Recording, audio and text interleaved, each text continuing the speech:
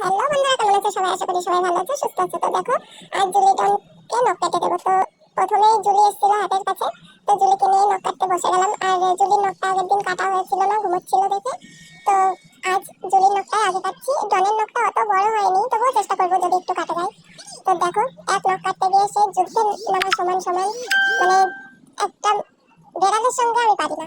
তো বুঝতেই পারছো কিরকম জোর খাটাচ্ছে ওরা, পুরো ঠেসে ধরে এত করে, তবুও হয় না। আদর করে দিচ্ছি, তাতেও হয় না। নখ কাটবেই না, এক কথায় নখই কাটবে না। কি করবো বলো তো, নখটা কাটলেও তো হবে না, ওদের তো শরীরও খারাপ হয়ে যাবে না। এইভাবে নখ না কাটলে তোমার নখের ভেতরে ময়লা ঢুকে থাকে, পরে গিয়ে আমাদের কোলে থাকে সবসময়। আর জুড়ি তো একটু ব্যথা সহ্য করতে পারে না, ও খুব ভয় পায়, যে কোনো কিছুতেই ভয় পায়। একটু জোরে যদি গাড়ি যায়, হর্ন দেয়, তবুও ভয় পায়, লুকোবে কোথায় না কোথায় গিয়ে। আর যদি একটু তোমার ডন এসে কিছু করে, তাও গিয়ে লুকোবে, এরকম একটা। সবসময় চুপচাপ ঠান্ডা জায়গায় থাকতে পছন্দ করে। তো তোমরা কে কে পছন্দ করো এরকম সুন্দর সুন্দর আমার সোনাদের মতন ক্যাট?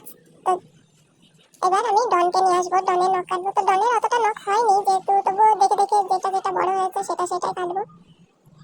একটাই কষ্ট হয়, এরা কখনো একটু ডাকে না, একটু ম্যাও ম্যাও করবে, একটু ডাকাডাকি করবে, তবে তো ভালো লাগে বলো। তা না, সব সময় চুপচাপ খাবে দাবে ঘুমোবে খেলবে, এই। তাছাড়া কোনো ডাকাডাকি নেই, কিছু নেই। আরো আছে তিনটে, রুমানারের বাড়িতেই তিনটে আছে। তো ওরাও আসে মাঝে মধ্যে, এসে ওদের যে খাবারটা দেওয়া থাকে ওটা ওরা টেস্ট পেয়ে গেছে, এসে খেয়ে চলে যায়।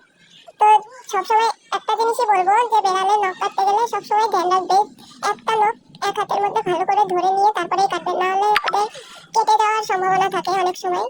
তো এরকমটা আমার সঙ্গে হয়নি, তবুও একটু সবসময় তোমরা দেখেই নখ কাটবে।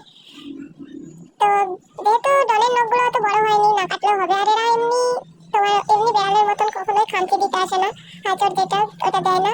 ওরা সবসময় ভালোই আছে। তো আজকের মতন টাটা, বাই। আসছি নতুন অন্য কোনো ভিডিওর সঙ্গে।